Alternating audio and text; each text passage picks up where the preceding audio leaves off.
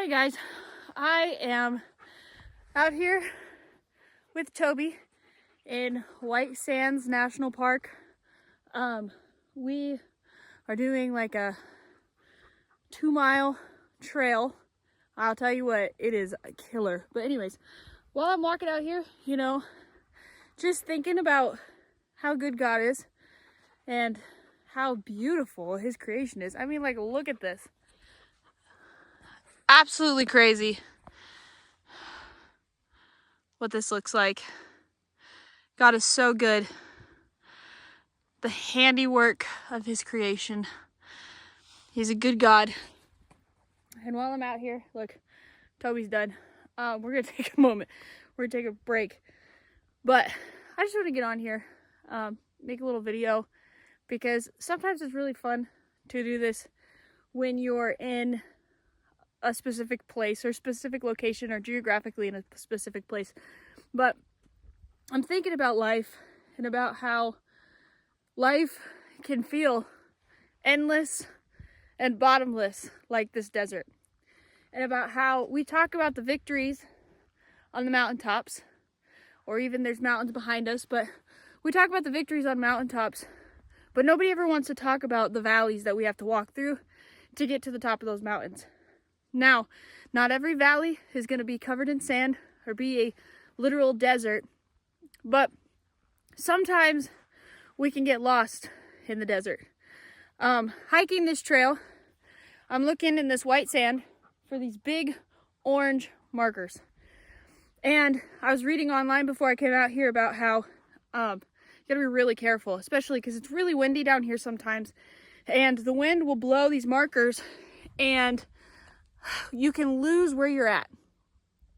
But today there's no wind, praise God. And looking out here, it's just like getting lost in a sea of white. If there wasn't markers, I can see how easily it would be to get lost. There are people who've strayed away from the trail out here and quite literally lost their lives because they didn't follow instructions and follow the path. So, on that note, sometimes when we're in the desert and it feels like the mountains are close, the victory's right there, and it feels like we're close, but every twist and turn feels like it's farther and farther away, in a sense, just like this sand. We can look back at the markers, the places in our lives where we've built altars to the Lord that have marked our path along the way. So that way, God can point us back. Sorry, I'm winded.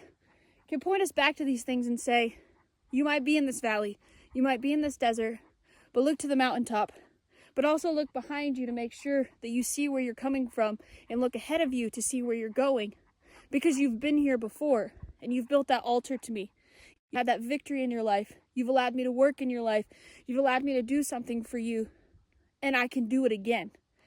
Because not every Christian gets to live, and actually no Christian gets to live on top of the mountain 24/7. We don't always get to stay up there. We sometimes have to walk through the hard things in life. Sometimes we have to walk through the rough things in life. Sometimes we gotta climb sand dunes, and it's a slippery slope. Our feet, we can't find grip. We're in the desert. We don't know where our water's going to come from. But think about the children of Israel and how God provided for them even in their disobedience. When they didn't go into the promised land and they wandered in the wilderness, which potentially part of that could have been the desert for, 40 years. And even in their disobedience and even in that hard place, God still provided for them through water in the desert, through manna from heaven. He took care of his children even in the disobedience and in the hard places. So I just want somebody to be encouraged today that if you're walking through life and you're in a hard place and you don't know how you're going to get to that mountain, look back on your life and see the places, the altars, the victories that God has brought you through and brought you from, and follow those. And eventually he'll take you to the mountaintop, but he might bring you back to the valley again.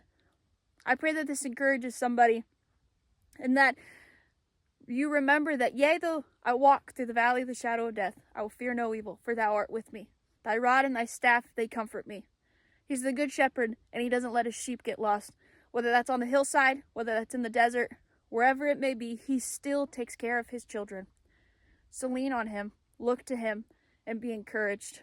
I pray that this helps somebody and that you can take in the beautiful creation of God. Some people would say, which is white.